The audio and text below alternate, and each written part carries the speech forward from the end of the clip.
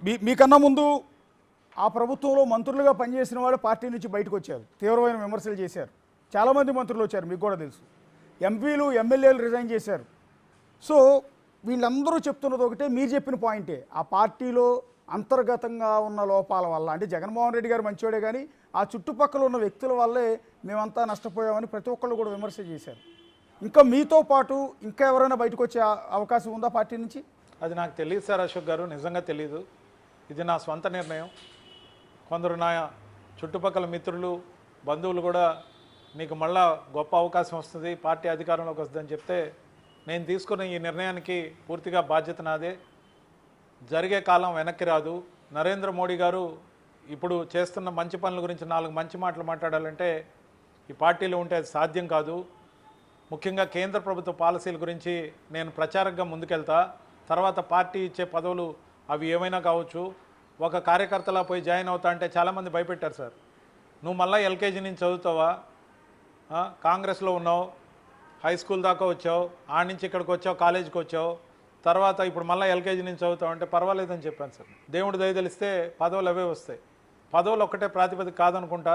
సామర్థ్యం ఉన్నవాడికి పని మాత్రం ఖచ్చితంగా ఇస్తారని నేను అనుకుంటున్నా. కానీ ఒక స్పోక్స్ పర్సన్గా నాకు ఇచ్చే స్క్రిప్ట్ని బట్టి రోజు నాకు ఇష్టం లేకపోయినా అందరినీ తిట్టాలంటే అయ్యే పని కాదు. అట్లనే నాకు ఎటువంటి భయము లేదు, ఎందుకంటే నా మీద ఏ కేసు లేదు.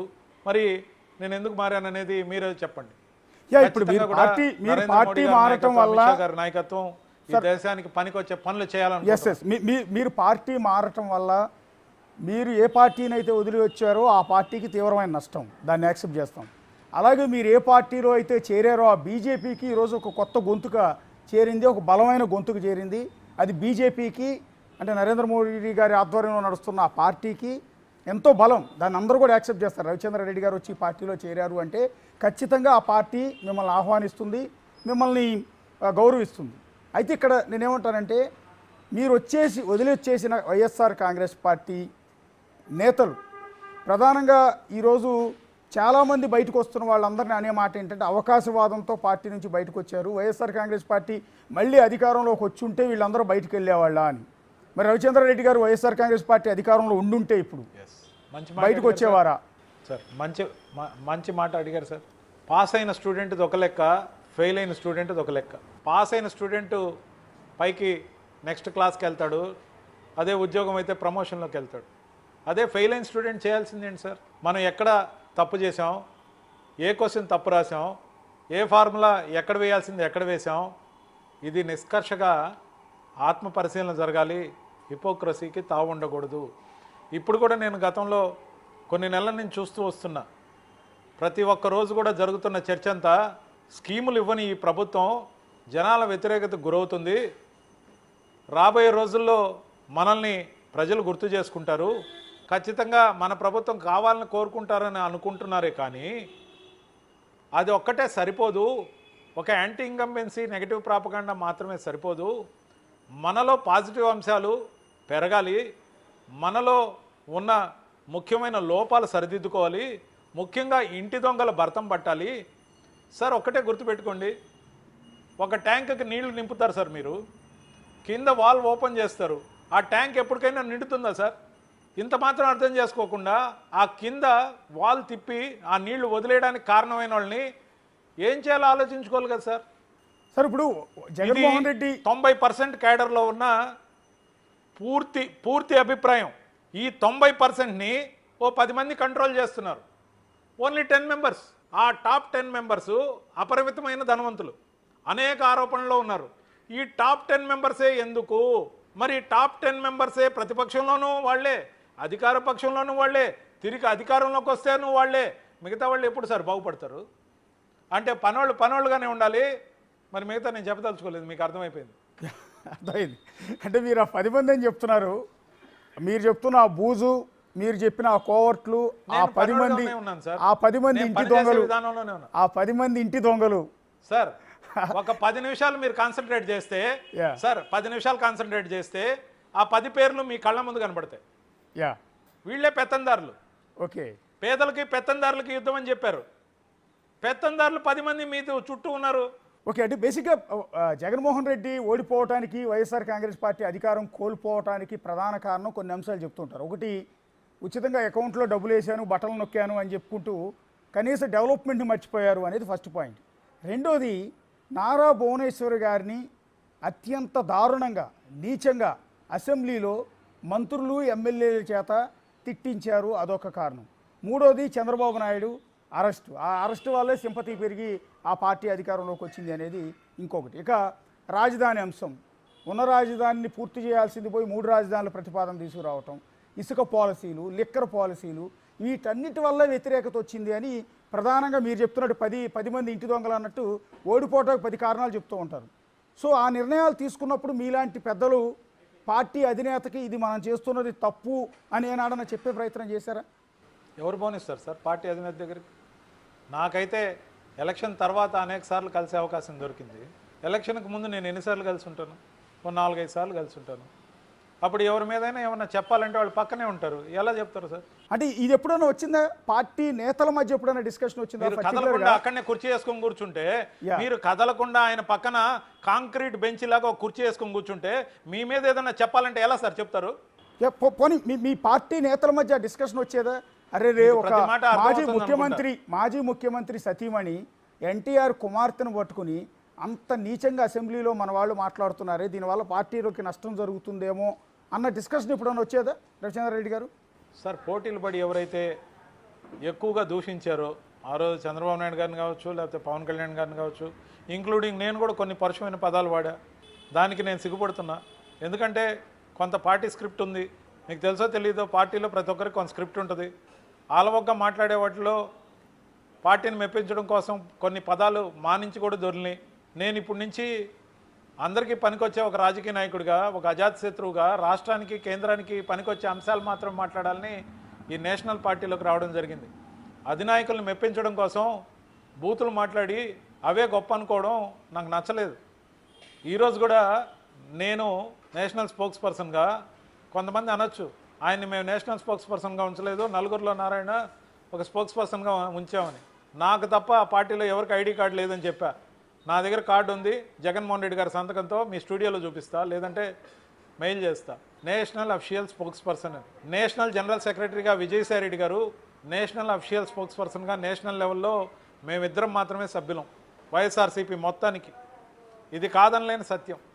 కానీ నా ప్లేస్ 10లో. నేను ఈరోజు కూడా అక్కడ కూర్చుంటే కొన్ని స్క్రిప్ట్లు ఏవైతే ఇస్తున్నారో ప్రతిపక్షాన్ని నిందించడానికి తప్ప పనికొచ్చే అంశాలు ఎక్కడున్నాయి? ప్రతిపక్షాన్ని అంత హార్ష్గా నిందిస్తూ పోతే ఎవరు మెస్తారు సార్? ఇప్పుడు ఇంకా 4.5 సంవత్సరం ఉంది సార్ అశోక్ గారు. ఆఖరి సంవత్సరం కొట్టండి, ఈ లోపల సరిదిద్దుకోవాల్సినవి సరిదిద్దుకోండి.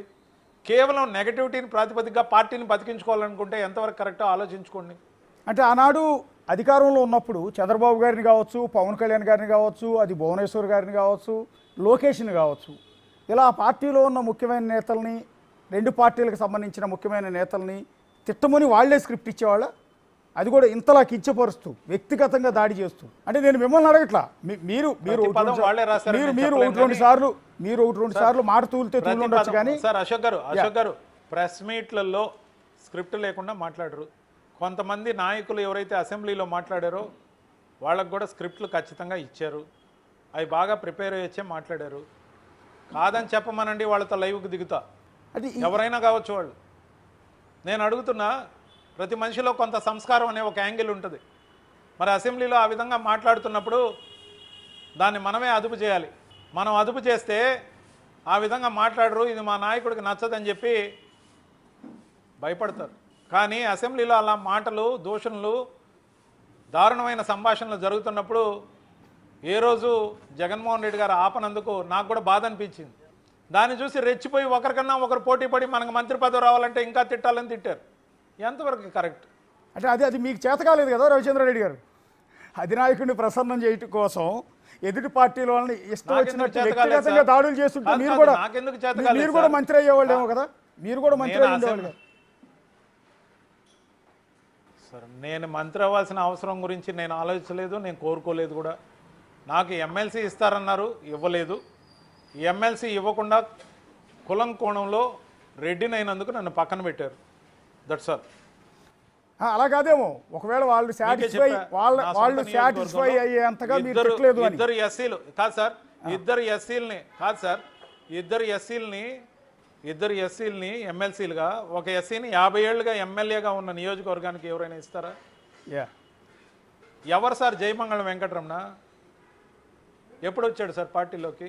ఓడిపోయినాక రిజైన్ చేశాడు. ఇప్పుడు హనుమంతరావు గారు వచ్చారు, ఆయన పార్టీలోకి కాదు సార్. గంజి చిరంజీవి గారిని ఆదరించారు, గంజి చిరంజీవి గారు వెళ్ళిపోయారు. నేను అట్లా లేను కదా సార్, 6 సంవత్సరాల నుంచి పార్టీకి అంకిత భావంతో పనిచేస్తూనే ఉన్నాను. ఆ రోజు వాసిరెడ్డి పద్మ గారు, నేను విధానపరమైన నిర్ణయాల గురించి వైఎస్ఆర్సీపీకి బలమైన గొంతుకులుగా నిలబడ్డాం. మా ఇద్దరికి ఎమ్మెల్సీలు ఇవ్వలేదే. ఇప్పుడు కరీమున్నీసా గారికి ఇచ్చారు, కరీమున్నీసా గారు ఆశ్చర్యపడ్డారు. కరీమున్నీసా గారు చనిపోతే రహుల్లా గారికి ఇచ్చారు. అర్హతే ప్రామాణికత అన్నారు. ఇప్పుడు అసెంబ్లీలో అట్లా పక్కన పెట్టండి 11 మందిని, మండల్లో ఉన్న వైఎస్ఆర్సీపీ సభ్యులు మాకన్నా బలంగా వాయిస్ వినిపించే వాళ్ళు ఎంతమంది ఉన్నారు? అంటే మాట్లాడటం ఒక్కటే ప్రాతిపదిక కాకపోవచ్చు, పోనీ ఎడ్యుకేషనల్ క్వాలిఫికేషన్స్ పరంగా కానీ విధానపరంగా కులం మతం ప్రాంతం చూడమని చెప్పి కులాల పరంగా పదవులు కట్టబెట్టి అర్హుల్ని పక్కన పెట్టి రెడ్డి అయినందుకు పక్కన నిలబెడితే ఎలా సార్? అంటే రవిచంద్రారెడ్డి గారు ఆ రోజు కోరి ఈ కులంలో పుట్టలే, నేను కోరి ఈ మతంలో పుట్టలే సార్. అశోక్ గారు, నేను కోరి ఈ కులంలో పుట్టలే, నేను కోరి ఈ మతంలో పుట్టలే, మరి నా తప్పేలా అవుతుంది సార్? అంటే ఇందాక నేను మిమ్మల్ని ఎందుకు అన్నానంటే, ఆ మాట మీకు చేత కాలేదు అనే మాట ఎందుకు అన్నానంటే, ఇప్పుడు జోగి రమేష్ ఉన్నాడు, మీరన్నట్టుగానే అధినాయకుడిని ప్రసన్నం చేసుకునేందుకు అవతల పార్టీ వాళ్ళని ఇష్టం వచ్చినట్టు తిట్టడమో, వాళ్ళ ఇంటి మీదకి దాడులు చేయటమో చేస్తే మనకు పదవులు వస్తాయన్న ఈ పాయింట్ని ఆయన క్యాచ్ చేశాడు. అందుకనే ఒక 100 కార్లు వేసుకెళ్ళి చంద్రబాబు నాయుడు ఇంటి మీదకి దండెత్తాడు. ఆ కారణంతో వెంటనే మంత్రి పదవి ఇచ్చారు కదా ఆయనకి. మీరు అలా కార్లు వేసుకుని ఎవరిళ్ళ మీదకి వెళ్ళలేకపోయారు, ఎవరిని భువనేశ్వర్ గారిని తిట్టలేకపోయారు, పవన్ కళ్యాణ్ గారిని ఇష్టం వచ్చినట్టు బూతులు తిట్టలేకపోయారు. తిట్టుంటే మీకు పదవి వచ్చి ఉండదేమో, మీరే చెప్పిన ఎమ్మెల్సీతో సహా. నాకు పదవి అవసరం లేదు. ఈరోజు అలాంటి ప్రవర్తన వల్ల ఎవరు చేసినా, I'm not mentioning Jogi Ramesh గారు, ఎవరు చేసినా, అలాంటి పదవులు పొందిన వాళ్ళు ఎవరు చేసి ఉన్నా, ఎవరు అలా మాట్లాడి ఉన్నా, వాళ్ళకు వచ్చిన పదవుల కన్నా ఈరోజు కేసులు లేకుండా నాకు మిగిలిన గౌరవం గొప్ప అనుకుంటా. ఇప్పుడు మీరు ఆ రోజు అధికారంలో ఉంది కదా అని మీరు అన్నట్టుగానే అది స్క్రిప్ట్ పార్టీ ఆఫీస్ నుంచే స్క్రిప్ట్ ఇచ్చారని చెప్తున్నారు సార్. నేను ఎన్నిసార్లు అయినా మీడియా ముందుకు వస్తా, నా మాటల్లో న్యాయం ఉంటుంది, నా మాటల్లో నిజాయితీ ఉంటుంది. నేను చెప్పిన అబద్ధాలు అయితే నేనే సిగ్గుపడతా, నేను తప్పు చేస్తే నేనే సారీ చెప్తా, అది నా నిబద్ధత కాదు సార్. అశోక్ గారు, అందరికీ అదే గుణం ఉండాలన్న అవసరం ఏముంది? అడ్డంగా సమర్థించుకుంటే ఓవర్ నైట్ నాయకుడు అయిపోవచ్చు, లేకపోతే పదవులు రావచ్చు. మనకు రాసిన రోజుకే వస్తాయి సార్. అశోక్ గారు, అంటే బేసిక్గా నేను ఒకటి అడుగుతున్నాను సార్, ఇట్లాంటిది ఇప్పుడు చంద్రబాబు నాయుడు గారి అరెస్టు లీగల్ అనుకుంటున్నారా, ఇల్లీగల్ అనుకుంటున్నారు? ఎందుకంటే పార్టీ ఓడిపోవటానికి అతిపెద్ద కారణం చంద్రబాబు నాయుడు అరెస్ట్ అని చెప్తూ ఉంటారు. ఎందుకంటే ఆ కారణం చేతే టీడీపీకి చంద్రబాబు నాయుడు గారికి విపరీతమైన సింపతి వచ్చింది, సింపతి ఓట్లు చాలా పడ్డాయన్న రీజన్ కూడా చెప్తూ ఉంటారు. మీరు ఆ పార్టీ నుంచి వచ్చిన ఒక సీనియర్ లీడర్గా చెప్పండి, చంద్రబాబు నాయుడు అరెస్ట్ లీగలా ఇల్లీగలా? సార్, ఆ కేసుకు సంబంధించిన పూర్వాపరాలన్నీ కూడా విచారించిన మీదట ఆ కోర్టు కేసు ఏదైతే ఉందో కోర్టు పరిధిలో ఉంది. దానికి సంబంధించిన ఆధారాలు ఆ రోజున గవర్నమెంట్ తరఫున సమర్థించి వాదించడం జరిగింది. అటార్నీ జనరల్ గారు కానీ, అడిషనల్ అడ్వకేట్ జనరల్ కానీ మొత్తం ఏదైతే మాట్లాడారో, ఆ తర్వాత డిఫెన్స్ కోసం సిద్ధార్థ లూత్రా గారు మాట్లాడారు. అది కోర్టు పరిధిలోని అంశం. నేను దాని గురించి ఎక్కువ లోతుకు పోదలుచుకోలేదు. కానీ రాజకీయంగా ప్రత్యర్థుల్ని సతాయించడం వలన, అరెస్టులు చేయడం వలన, లేకపోతే తిట్టడం వలన మనకు అధికారాలు వస్తాయి, ఎల్లకాలం ఉంటామంటే అది కష్టమని మొన్నటి రిజల్ట్ నిరూపించింది. మనం వీలైనంత మందిని దగ్గరకు తీసుకోవాలి, వీలైనంత యాక్సెసిబిలిటీ ప్రజలకు ఇవ్వాలి, మనల్ని కలవడానికి వచ్చే వాళ్ళని స్వేచ్ఛగా కలవనివ్వాలి, ప్రజలతో మమేకం అవ్వాలి. అంటే నా ఉద్దేశంలో జనాల్లో నియోజకవర్గాల్లో ఉండడం మాత్రమే కాదు, హెడ్ క్వార్టర్స్లో ఉన్న మరి ఎక్కడికి పోయినా అందరినీ ఆప్యాయంగా పలకరిస్తూ ముందుకెళ్ళే లక్షణం అయితే వైఎస్ జగన్మోహన్ రెడ్డి గారిలో ఉన్నప్పటికీ అనేక అంశాలు ఆయన చుట్టూ కంచెలుగా ఎవరైతే వేశారో దానివల్ల నష్టపోవడం జరిగింది. అంటే తెలుగుదేశం పార్టీ కార్యాలయాల మీద, పర్టికులర్గా మంగళగిరిలో ఉన్న ఆ పార్టీ ప్రధాన కార్యాలయం మీద ఆ విధంగా 100 మంది వెళ్ళి దండెత్తి ఇష్టం వచ్చినట్టు జనం మొత్తాన్ని కూడా చితకబాది పార్టీ ఆఫీస్ ధ్వంసం చేయటాన్ని ఎలా చూస్తారు మీరు? దాన్ని ఆ రోజు తప్పు, దీనివల్ల మనకు నష్టం జరుగుతుందని అనుకున్నారు మీరు? సార్, అది కూడా న్యాయ పరిధిలోనే ఉంది. కాదు సార్, ఇప్పుడు చాలా జరుగుతున్నాయి. ఆ రోజు ఆ సందర్భం ఎందుకు వచ్చిందో మీకు తెలుసు, కానీ ఆ సందర్భాన్ని నేను ఈ సందర్భంగా కోట్ చేయదలుచుకోవాలి. సో ఓవరాల్గా టీడీపీ అంటే కూటమి ప్రభుత్వం అధికారంలోకి వచ్చిన తర్వాత వైఎస్ఆర్ కాంగ్రెస్ పార్టీ ఏ కారణాలతో ఎవరెవరినైతే ఇబ్బంది పెట్టారో వాటన్నిటికీ కూడా ప్రతీకారం తీర్చుకుంటారు వీళ్ళు. ఈవెన్ పవన్ కళ్యాణ్ ఎవరినైతే తిట్టారో, చంద్రబాబును ఎవరినైతే తిట్టారో, నారా లోకేష్ని ఎవరినైతే తిట్టారో, టీడీపీ వాళ్ళని ఎవరినైతే అరెస్ట్ చేయించారో, ఎవరి మీద అయితే దాడులు చేయించారో వీళ్ళందరినీ కూడా రివెంజ్ పాలిటిక్స్లో భాగంగా కూటమి ప్రభుత్వం అరెస్టులు చేయిస్తుందని ప్రతి ఒక్కళ్ళు కూడా ఎక్స్పెక్ట్ చేశారు. కానీ కూటమి వచ్చిన దగ్గర నుంచి కూడా ఇది మా పాలసీ కాదు, మేము అలాంటి విధానాలకి దూరంగా ఉంటామని చెప్పి చంద్రబాబు నాయుడు గారు ఎవరి జోలికి వెళ్ళట్లా. మీరు ఎలా చూస్తారు దీన్ని? ఎవరినైనా రాజకీయ కక్షతో వేధించడం తప్పు. ఆ విధంగా వేధిస్తే సమాజం మెచ్చదు, ప్రజలు అన్నీ గమనిస్తారు. మీడియా మాధ్యమం చాలా బలమైంది, దాంతోపాటు సోషల్ మీడియా ఉండనే ఉంది. సోషల్ మీడియా అంటే అది గుర్తొచ్చింది. సోషల్ మీడియాలో కూడా ఏకంగా జడ్జీల దగ్గర నుంచి మొదలుపెట్టి ఎవరిని వదిలిపెట్టకుండా ఇష్టం వచ్చినట్టు బూతులు తిట్టారు కదా, అది కూడా పార్టీకి నష్టం జరిగిందండి. ఆ రోజే ఇది తప్పు, ఇలా చేయొద్దని ఏం కంట్రోల్ చేసే ప్రయత్నం కూడా చేయలేదా ఆ పార్టీ పెద్దలు? సార్ ఖచ్చితంగా చేశారు. అసలు జడ్జీలను తిట్టమని పార్టీ ఏం నిర్దేశించలేదు. డైజెస్ట్ కానీ తీర్పులు చూసినప్పుడు వాళ్ళంతటి వాళ్ళే ఎవరైతే మాట్లాడారో అది తప్పు, ఎవరు చేసినా తప్పే. ఇవాళ సోషల్ మీడియాలో పోస్టులు పెట్టిన కొంతమంది అరెస్టులు అయ్యారు, వాటిని మీరు స్వాగతిస్తారా? మీరు అన్నట్టు కారణాలతో ఇప్పుడు వాళ్ళ బెయిల్ కోసం జడ్జిల దగ్గరికి వెళ్తే న్యాయమూర్తులు కూడా తిడుతూ ఉన్నారు, మీరు ఈ విధంగా ఇష్టం వచ్చినట్టు దోషణలు చేసి వాళ్ళ బెయిల్ కావాలంటే ఎలా ఇస్తామని. సార్ ఒక్కటి మాత్రం నిజం, సోషల్ మీడియాలో మార్ఫింగ్లు చేయడం నేరం, అక్రమమైన పోస్టులను షేర్ చేయడం నేరం. ఇది సైబర్ యాక్ట్ అట్రాక్ట్ అవుతుంది. కానీ 7 సంవత్సరాల కన్నా లోబడి ఏదైతే అరెస్టులు లేవో వాటికి సంబంధించి కోర్టులు ఏవైతే మొట్టికాయలు వేస్తున్నాయో వాటి నుంచి ఈ ప్రభుత్వం సానుకూలమైన చర్యలు తీసుకుంటుందని నేను నమ్ముతున్నాను.